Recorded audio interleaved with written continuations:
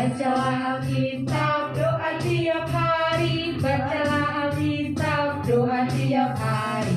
Bacalah Alkitab, doa tiap hari. Kalau mau tumbuh, kalau mau tumbuh, kalau mau tumbuh, glory haleluya. Bacalah Alkitab, doa tiap hari. Kalau mau. Sekali lagi kita nyanyikan lagu ini ya adik-adik ya.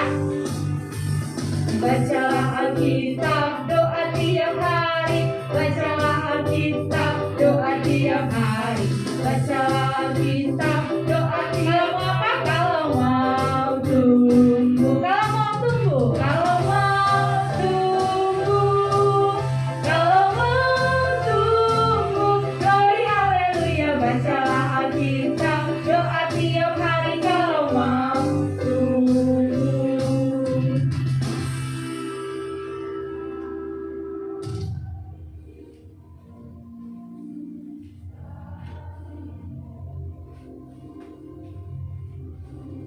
Shalom adik-adik semuanya. Halo. Apa kabarnya? Luar Harap biasa. semua dalam keadaan luar biasa, sehat dan penuh sukacita ya. Amin. Oke adik-adik, kita akan mendengarkan firman Tuhan. Tapi sebelumnya Inang ingatkan kembali supaya kita mempersiapkan Alkitab kita, karena kita mau mendengar kebenaran firman Tuhan. Oke adik-adik, sebelumnya kita bersatu di dalam doa.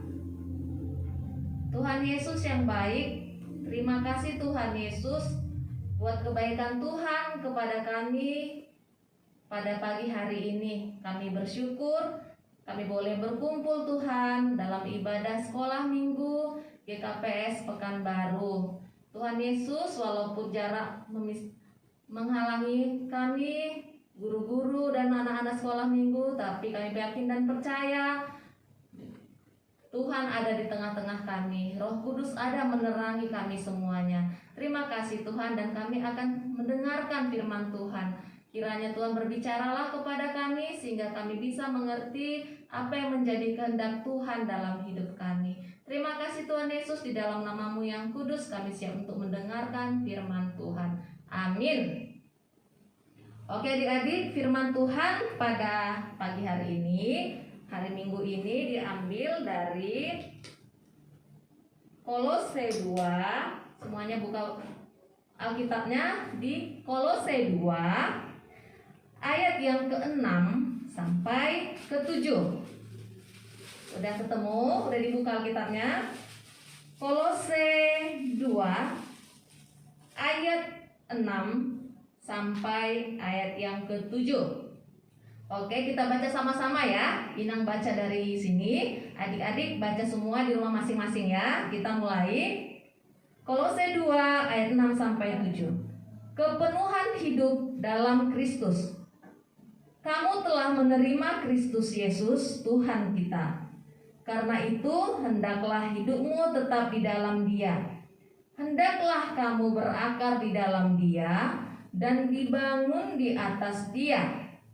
Hendaklah kamu bertambah teguh dalam iman yang telah diajarkan kepadamu, dan hendaklah hatimu melimpah dengan syukur. Amin.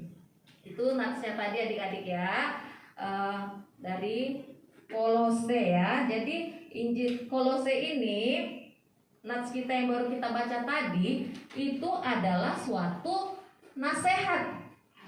Nasihat yang diberikan oleh Rasul Paulus pada zaman dulu kepada jemaat di Kolose. Nah, adik-adik, Kolose itu apa sih, Inang? Kolose itu sama kayak kota ya. Kalau kita di sini kota Pekanbaru, kota Medan, kota Jakarta. Nah, kalau ini namanya Kolose. Jadi Paulus memberikan nasihat kepada jemaat di Kolose. Kenapa, Inang? Nasihat. Adik-adik tahu kan? Nasihat, pernah dapat nasihat kan? Mungkin nasihat dari orang tua, nasihat dari opungnya, dari guru-guru. Misalnya dari orang tua nasihatnya, anakku banyak yang makan ya biar sehat. Anakku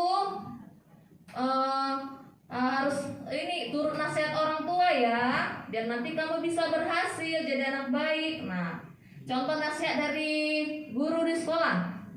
Anak-anak rajin-rajin belajar ya, biar nanti kamu bisa jadi anak pintar, berhasil. Nah, kalau misalnya nasihat dari guru sekolah minggunya sering dengar ya. Anak-anak sekolah minggu harus rajin sekolah minggu, rajin membaca Alkitab, rajin beribadah. Nah, itu adalah contoh-contoh nasihat. Nah, pada zaman waktu itu, kenapa Paulus memberi nasihat kepada jemaat Kolose? Karena adik-adik pada saat itu jemaat Kolose itu sebenarnya sudah percaya sama Tuhan Yesus.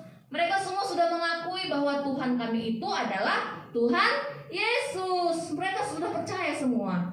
Tetapi pada suatu saat masuk ajaran yang di luar Kristus, adik-adik. Jadi jemaat Kolose jadi bingung, mulai ragu-ragu. Aduh, yang mana yang benar ya? Nah, ajaran Kristus atau ajaran lain? Mulai bingung. Jadi Rasul Paulus melihat hal tersebut. Nah, makanya dia memberikan nasihat-nasihat ini untuk jemaat Kolose. Ayo kita lihat apa nasihat-nasihatnya. Kita lihat ada 4 nasihatnya adik-adik ya. Yang pertama di ayat 6 itu ada dikatakan. Nasihat yang pertama. Karena itu hendaklah hidupmu tetap di dalam Dia. Itu yang pertama ya. Yang kedua, nasihat kedua ada di ayat 7. Hendaklah kamu berakar di dalam Dia dan dibangun di atas Dia. Itu yang kedua. Nasihat yang ketiga. Hendaklah kamu bertambah teguh dalam iman yang telah diajarkan kepadamu. Nasihat yang keempat. Hendaklah hatimu melimpah dengan syukur. Nah, adik-adik, itulah nasihat-nasihat yang diberikan Paulus untuk jemaat Kolose. Nah, sekarang nasihatnya itu hanya berlaku untuk di jemaat Kolose enggak, Nah? Tidak hanya untuk jemaat Kolose, nasihat itu juga berlaku untuk kita saat ini. Berlaku untuk adik-adik sekolah minggu, untuk inang, untuk semua yang mendengarkan firman Tuhan hari ini ya. Nah, kita bersyukur hari ini kita dapat nasihat yang baik ya. Nah, nasihat ini Inang mau tanya, siapa saja di sini yang percaya sama Tuhan Yesus? Angkat tangannya. Siapa yang percaya bahwa Tuhan kita itu Yesus Kristus? Semua angkat tangan ya. Inang juga percaya kok. Semua pada percaya ya. Iya, karena berarti kita sama dong seperti jemaat Kolose itu. Jemaat Kolose juga tanya, kamu percaya sama Tuhan Yesus? Percaya. Nah, kita juga. Tapi walaupun kita percaya, kita pernah nggak mendapat tantangan, mendapat godaan? Iya pernah ya. Kita sudah percaya Tuhan itu Yesus Kristus, tapi saat iblis menggoda kita tergoda. Saat iblis bilang, ayo adik-adik gak usah belajar, ayo adik-adik kita main-main aja, main game aja, tergoda nggak? Iya, kadang kita jadi tergoda ya. Aduh, lebih enak main game daripada belajar. Aduh, ternyata mengikuti iblis lebih enak, nggak ada aturan. Kalau ikut Tuhan, ada jam belajar, ada jam berdoa, ada jam sekolah minggu, ada jam makan. Kalau sama iblis, bebas-bebasnya. Mau main game seterlama sepuas-puasnya boleh, nggak dilarang sama iblis. Aduh, aku milih yang mana ya? Nah, kita jadi ragu, jadi bimbang sama seperti jemaat Kolose tadi. Nah, berarti kita hampir sama dong sama jemaat Kolose. Iya, jadi bimbang padahal tadi sudah percaya sama Tuhan Yesus. Nah, oleh sebab itulah kita harus ingat pesan yang diberikan Rasul Paulus ini kepada kita. Bahwa yang pertama, supaya kita tidak tergoda, tidak bimbang-bimbang lagi, supaya kita tidak ke kiri dan ke kanan lagi, hanya mau percaya sama Tuhan Yesus, kita harus ingat keempat nasihat yang diberikan Paulus tadi. Yang pertama apa tadi adik-adik? Hendaklah kita hidup di dalam Dia, yaitu di dalam Yesus Kristus. Artinya apa? Nah, kalau sudah hidup di dalam Yesus Kristus, berarti segala kegiatan kita, perilaku, perkataan, aktivitas kita semuanya harus di dalam Tuhan Yesus. Tidak boleh ada nakal-nakalnya ya. Harus jadi anak baik. Semuanya harus seturut dengan firman Tuhan ya adik-adik ya. Jangan dilirik-lirik. Si iblis tadi tidak boleh, harus dalam Tuhan katanya, nggak boleh dalam yang lain-lain ya. Nah, contohnya tidak boleh berkata-kata yang tidak baik, berkata-kata kotor, menjelek-jelekkan temannya tidak boleh sombong. Kita sebagai anak sekolah minggu harus rendah hati. Itu tadi pesan yang pertama untuk kita ya. Yang kedua tadi katanya ayat 7 dikatakan, hendaklah kamu berakar di dalam Dia dan dibangun di atas Dia. Maksudnya apa Inang? Kok ada kata-kata akar sih? Nah, akar itu biasanya di mana adanya? Iya, akar itu biasanya ada di pohon-pohonan, tumbuh-tumbuhan. Jadi kalau tumbuhan itu mau tumbuh sehat, supaya dia tumbuh, dia harus punya akar yang kuat adik-adik. Harus ada akarnya. Contohnya siapa dulu yang pernah dengar khotbah tentang pohon kurma dan pohon aras? Nah, itu lambang kehidupan orang Kristen. Harus seperti pohon kurma dan pohon aras. Nah, kita contohkan pohon kurma. Pohon kurma itu ada yang udah pernah lihat? Ada yang sudah makan buahnya? Udah pernah? Kalau belum pernah, sekarang saatnya adik-adik ya, minta sama mamanya, Ma, mumpung puasa banyak orang jualan kurma, minta dibeliin, coba cicipin, rasanya manis ya. Nah, itulah dia pohon kurma. Pohon kurma itu adik-adik, pertama bijinya itu ditanam. Dia biasanya tumbuh di padang pasir ya. Bijinya itu ditanam di tempat yang dalam, terus ditindih sama batu. Kenapa? Supaya nanti kalau ada angin nggak terbang itu biji kurmanya. Nah, saat ditekan, dikasih air, dirawat, lama-lama itu tumbuh akar ke bawah. Dirawat terus diapain terus? Ada air, pokoknya dia semakin tumbuh ke bawah, semakin kuat mencari sumber air. Nah, setelah itu lama-lama dia akan tumbuh ke atas ya. Tumbuh ke atas, ada batangnya, muncul daunnya, lama-lama semakin tinggi, batangnya pun semakin besar. Jadi kalau ada angin, dia tidak akan mudah tumbang. Nah, lama-lama akan berbuah buah kurma. Buah kurma itu rasanya manis seperti madu ya. Nah, jadi kalau gitu juga ibaratnya dengan kita. Jadi kita pun sebagai orang Kristen katanya harus berakar di dalam Dia dan dibangun di atas Dia ya adik-adik ya. Nah, kita harus ingat nggak waktu adik-adik dilahirkan masih baby, apakah adik-adik tumbuh sendiri? Tiba-tiba sudah sekolah aja tanpa dia papain? Enggak ya, ada yang merawat kan? Nah, waktu baby, mamanya kasih ASI, kasih susu, dikasih makan sehat dan bergizi, lama-lama semakin tumbuh, semakin besar.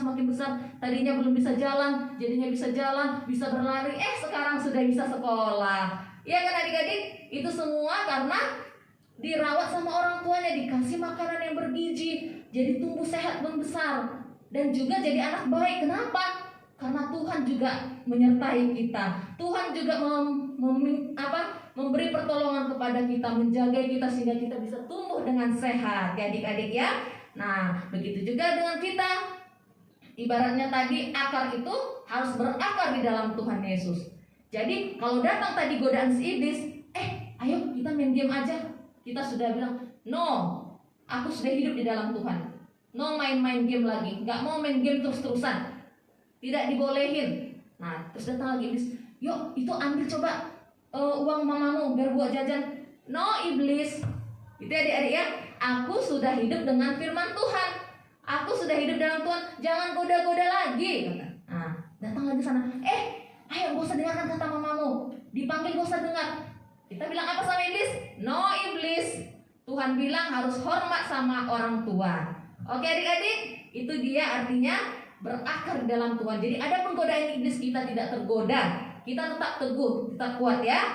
Nah, yang berikutnya, nasihat ketiga dikatakan, hendaklah kamu bertambah teguh dalam iman yang telah diajarkan kepadamu. Nah itu dia. Yang tadi ya, kalau sudah berakar, sudah hidup dalam Tuhan, sudah berakar yang kuat, berakar dalam Tuhan Yesus, maka godaan apapun kita nggak tergoda. Iman kita semakin teguh ya adik-adik ya. Kita nggak mau lagi melakukan perbuatan yang tidak baik. Semua perilaku kita, perkataan kita, semuanya sudah seturut dengan firman Tuhan ya adik-adik ya. Nah, nasihat yang keempat, katanya dikatakan sini, hendaklah hatimu melimpah dengan syukur. Nah, kalau sudah berakar, sudah bertumbuh dengan subur, sudah kuat, imannya teguh, maka dia akan berbuah lebat seperti pohon kurma tadi ya, berbuah lebat dan buahnya bisa dinikmati oleh banyak orang. Nah, adik-adik juga begitu. Kalau sudah berakar kuat, sudah bertumbuh besar, harus juga berbuah, yaitu berbuah kebaikan, ya. Harus mau hatimu melimpah dengan syukur katanya. Harus selalu mengucap syukur. Nah, kalau yang ketiga nasihat tadi kita lakukan adik-adik, kita tadi apa? Hidup dalam Tuhan, berakar di dalam Tuhan, dan juga bertambah teguh iman yang ke dalam Tuhan. Yang keempat tadi, hatimu melimpah dengan syukur. Nah, kalau kita selalu mengucap syukur, kita sudah melakukan nasihat-nasihat itu, niscaya kita juga akan berbuah lebat dan manis. Yaitu kita juga harus bisa menjadi saluran berkat bagi banyak orang, ya. Kalau ada orang yang membutuhkan, ayo dibantu, jangan tutup mata. Itu tandanya sudah hidup dalam Tuhan. Kalau ada orang di depan kita butuh pertolongan, jangan pura-pura nggak lihat. Malas bantu, pura-pura nggak lihat aja. Nggak boleh ya. Harus menjadi berkat buat banyak orang. Kebaikanmu harus berdampak buat banyak orang ya adik-adik ya. Dan juga tidak boleh sombong. Kalau kita sudah melakukan 4 nasihat tadi, otomatis kita sudah menjadi anak Tuhan. Kalau anak Tuhan tidak boleh sombong, harus rendah hati. Jangan kita aku anak Tuhan, semua kebaikan sudah kulakukan, firman Tuhan sudah kulakukan, aku anak Tuhan. Tapi kita sombong, melihat orang begini, kamu itu nggak teman aku, kamu itu anak jahat, nggak mau tengok ke sana, kamu bukan level aku. Jadinya sombong. Nah, karena sudah jadi anak Tuhan, Tuhan kasih berkat. Berkatnya apa? Jadi anak pintar, dikasih kepintaran, dikasih muka wajah yang ganteng, cantik, sehat tubuhnya, dikasih Tuhan prestasi, juara di kelas, juara matematika, juara renang, banyaklah juara yang bisa kita peroleh karena kita sudah melakukan firman Tuhan. Tapi jangan sombong, ya jadi ya, tidak boleh sombong, harus rendah hati. Karena itulah firman Tuhan ya adik-adik ya. Nah, kita juga bisa melihat ada anak-anak Tuhan yang jadi terkenal, ya.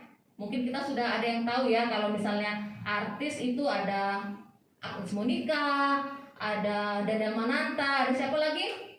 Banyak ya artis-artis yang Kristen, ada Judika. Nah, kalau atlet olahragawan bisa ada Anthony Ginting. Siapa masih ingat Anthony Ginting? Kevin Sanjaya, atlet bulu tangkis kan? Dia mengharumkan nama Indonesia. Ada juga atlet tinju, Chris John. Nah, dan juga ada dulu di pemerintahan, menteri-menteri Pak Jokowi banyak juga loh yang orang Kristen, beragama Kristen, anak-anak Tuhan. Nah, juga ada satu orang yang masih ingat sampai sekarang, itu namanya Joy Alexander. Nah, dia itu masih kecil sudah bisa mengharumkan nama Indonesia. Seumuran adik-adik sekolah minggu dulunya dia. Tapi dia sudah bisa mengharumkan nama Indonesia dengan cara apa? Dia pintar bermain jazz. Ya, jazz, musik jazznya terkenal. Sangat bagus, sangat indah didengar, makanya dia terkenal sampai ke seluruh dunia. Jadi adik ya, nah adik-adik juga bisa seperti mereka, asalkan kita melakukan perintah-perintah Tuhan, melakukan 4 nasihat tadi. Pasti Tuhan akan kasih hadiah. Hadiahnya apa yang bisa? Prestasi, kepintaran, banyaklah bisa diberikan talenta-talenta kepada adik-adik. Tetapi ingat, jangan sombong, itu tidak boleh ya. Harus rendah hati. Nah, kita harus meneladani sikap Tuhan Yesus. Tuhan Yesus walaupun dia adalah Tuhan, dia rela loh adik-adik lahir di mana Tuhan Yesus lahir? Ayo, siapa ingat? Di kandang domba. Tuhan Yesus tidak memilih lahir di istana. Walaupun dia Tuhan, walaupun dia raja dari segala bangsa, dia nggak memilih lahir di istana. Dia memilih udahlah, aku lahir di kandang domba, sehingga semua orang bisa datang kepadaku. Tidak ada yang takut-takut mendatangi aku. Itu karena kerendahan hati Tuhan. Dan semasa hidup Tuhan juga di dunia, dia banyak melakukan kebaikan-kebaikan, banyak melakukan mujizat, menyembuhkan orang sakit, menolong orang-orang susah, banyak sekali perbuatan baik Tuhan Yesus. Dia tidak sombong, bahkan sampai sekarang Tuhan juga tetap menolong kita. Tuhan juga tetap menyertai kita, makanya kita masih bisa hidup sehat sampai sekarang adik-adik ya. Dan bahkan sampai Tuhan meninggal pun dia rela loh adik-adik disalibkan. Kemarin kita baru memperingati Paskah ya, Jumat Agung, hari kematian Tuhan Yesus. Rela Tuhan Yesus disalibkan, tangannya dipaku sampai berdarah-darah, kakinya juga dipaku sampai berdarah-darah. Bayangkan sakitnya seperti apa, tetapi Tuhan Yesus rela, mau, nggak apa-apa aku disalib, untuk menebus dosa kalian semua, dosa kita semua, dosa Inang, dosa anak-anak sekolah minggu semuanya, asalkan semuanya mau kembali kepadaku, mau melakukan perintahku, mau menjadi anak baik, nggak apa-apa, biarlah aku disalib, asalkan semua manusia, anak-anak kesayanganku semuanya selamat. Lihat adik-adik ya, Tuhan Yesus sangat baik hati, sangat rendah hati, tidak sombong. Walaupun dia memiliki segalanya, memiliki dunia ini, memiliki semuanya, itu punyaan Tuhan, tapi dia tidak sombong. Dia mengizinkan kita menerima berkat-berkat Tuhan, memakai semua apa yang Tuhan ciptakan. Jadi adik ya, jangan sombong ya. Oke, itulah dia firman Tuhan hari ini.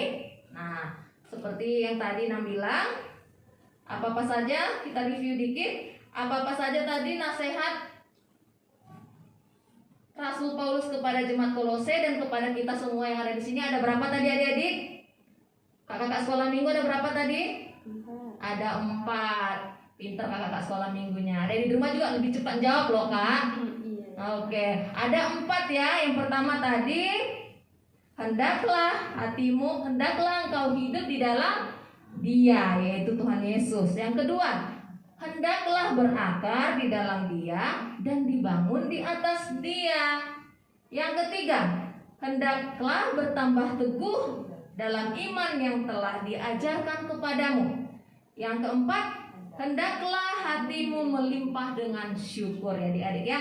Ingat ya, itu dia keempat pesan, nasihat buat kita hari ini. Dan harus kita jalankan, jangan cuma dengar firman, selesai ibadah, lupa semua nasihatnya. Nasihat yang keempat tadi harus dicatat, diingat dan dilakukan ya adik-adik ya, supaya bisa menjadi anak Tuhan, supaya bisa menerima berkat-berkat Tuhan yang luar biasa. Oke adik-adik, setuju? Mau ya? Mau. Nah, Inang mau ini kan ayat hafalan untuk minggu ini, diambil dari Mazmur 119 ayat 133. Dibuka ya dan dihafal dan dilakukan. Mazmur 119 ayat 133. Beginilah firman Tuhan. Teguhkanlah langkahku oleh janjimu, dan janganlah segala kejahatan berkuasa atasku. Sekali lagi Nang baca. Teguhkanlah langkahku oleh janjimu, dan janganlah segala kejahatan berkuasa atasku. Amin. Jadi adik ya, diingat, dilaksanakan, dan selalu berserah kepada Tuhan Yesus. Inilah firman Tuhan hari ini buat kita semua. Tuhan Yesus memberkati kita. Amin. Kita bersatu di dalam doa. Tuhan Yesus yang baik, terima kasih Tuhan kami telah mendengarkan firman-Mu. Kami bersyukur Tuhan, hari ini kami, anak-anak sekolah minggu, kami semua yang hadir di ibadah ini, boleh mendapatkan nasihat-nasihat Tuhan Yesus melalui Rasul Paulus Bapa. Kami sudah mengakui bahwa Engkau adalah Tuhan kami Tuhan. Dan kami berjanji akan melakukan nasihat-nasihat yang diberikan kepada kami, sehingga kami kelak menjadi anak-anak Tuhan, sehingga kami bisa menerima berkat-berkat Tuhan yang luar biasa yang berlimpah kepada kami.